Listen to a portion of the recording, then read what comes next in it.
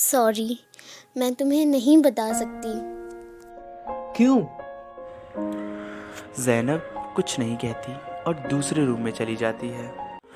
सनाविल ऐसे देख के बहुत सैड हुआ और फिर सनाविल भी दूसरे रूम में बाकी सबके पास चला गया। फिर जब पार्टी चल रही होती है तब यूसुफ देखता है सनाविल और ज़ैनब दोनों ही बहुत सैड हैं। यूसुफ सनाविल के पास जाता है और पूछता है, क्या हुआ? कुछ नहीं यार। झूठ ना बोलो। सनाविल कुछ नहीं बोलता। सनाविल बताओ मुझे, तुम दोनों में क्या बात है? फिर सनाविल यूसुफ के गले लग जाता है और कहता है, भाई उसने मना कर दिया, बस यही बात है। फिर यूसुफ भी सनाविल को गले लगाते हुए कहता है, पागल, इसमें रोने की क्या बात है? मैं हूं ना, मैं ज़ैनब से बात करूंगा, तुम टेंशन मत लो। फिर जब सब लोग जाने लगते हैं तब सनाविल और ज़ैनब एक दूसरे को बड़े गौर से देख रहे होते हैं पर एक दूसरे से कुछ नहीं कहते। फिर उसी रात यूसुफ ज़ैनब को मैसेज करके पूछता है, क्या हुआ? तुमने सनाविल को मना क्यों किया? सॉरी भाई, मैं उसे तकलीफ में नहीं देख सकती। कैसी तकलीफ? उसकी पूरी फैमिली मुझे पसंद नहीं करती, तो अगर मैं उसके साथ रहूंगी तो उसे बहुत प्रॉब्लम होगी। होगी प्रॉब्लम, बट अगर तुम दोनों साथ ना हुए तो प्रॉब्लम होगी, क्योंकि तुम दोनों एक दूसरे से बहुत प्यार करते हो। तुम्हारे बिना सनाविल अधूरा रहेगा और तुम भी उसके बिना अधूरी रहोगी, मुझे पता है। तुम जाओ भी, उससे बात करो, वो ऑनलाइन है। ज़ैनब सनाविल को मैसेज करती है बट सनाविल सीन करके रिप्लाई नहीं करता। ज़ैनब कहती है, मैं जानती हूँ तुम उदास हो, बट मैं तुमसे कल बात करना चाहती हूँ। क्या तुम कल मुझसे मिलना चाहोगे? ओके। फिर दूसरे दिन ज़ैनब सनाविल के घर आती है और जब डोर नॉक करती है तब सनाविल की मॉम डोर खोलती है। वो उनसे पूछती है, आंटी, सनाविल किधर है? तब वो बताती हैं अपने रूम में। ज़ैनब जब सनाविल के रूम में जाती है तब सनाविल बेड पे लेटा था। वो उसे देख के बैठ जाता है। ज़ैनब सीधा जाकर सनाविल की गले लग जाती है और कहती है, आई लव यू टू सनाविल।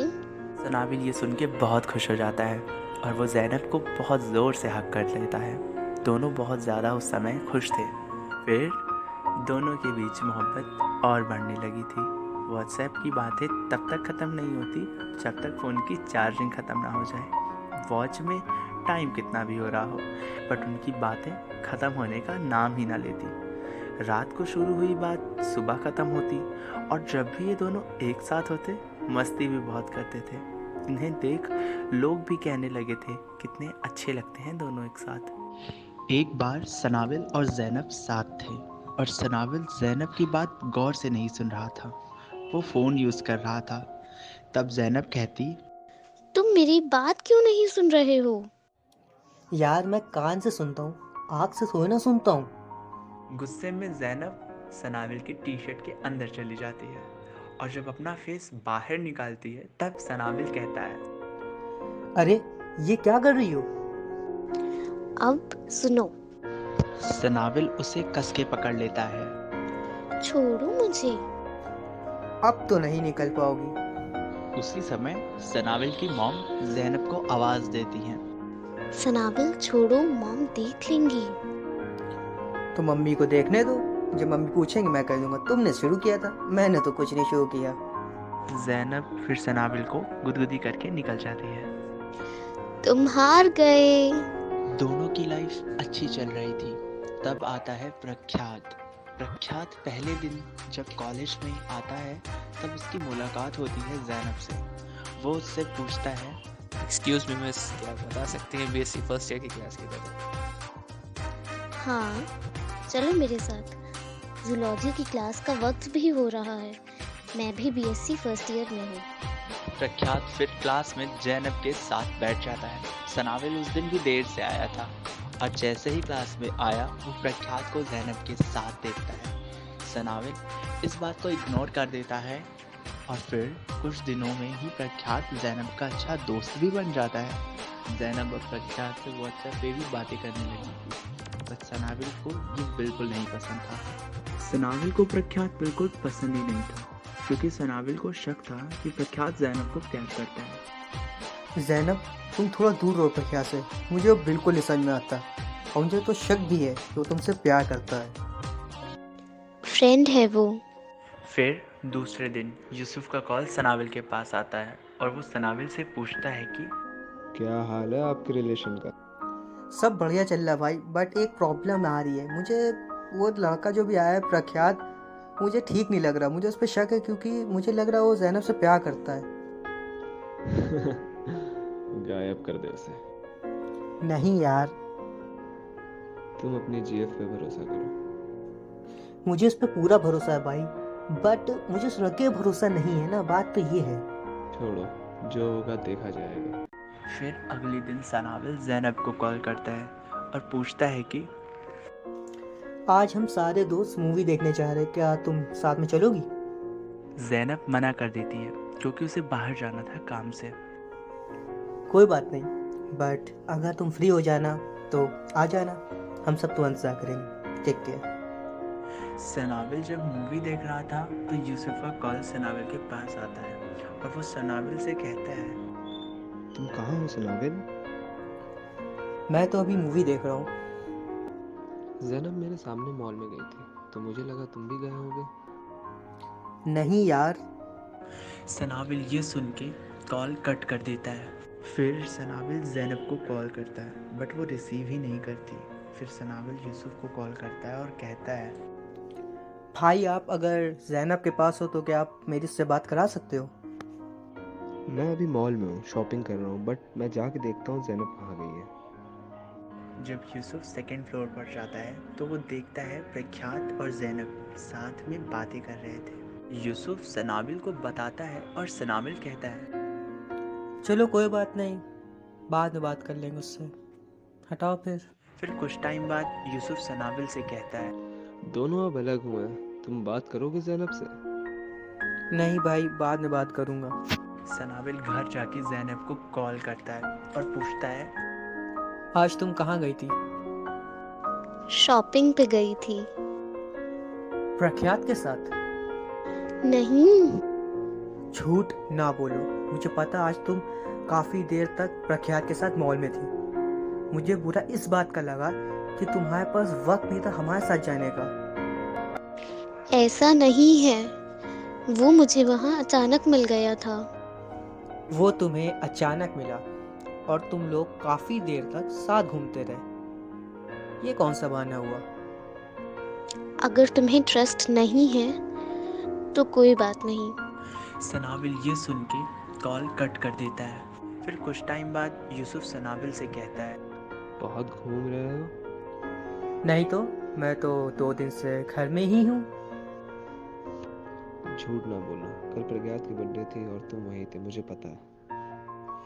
मुझे नहीं पता कि प्रख्यात का बर्थडे था और वैसे भी उसने मुझे नहीं बुलाया। मगर ये बताओ, तुम्हें कैसे पता कि प्रख्यात का बर्थडे था?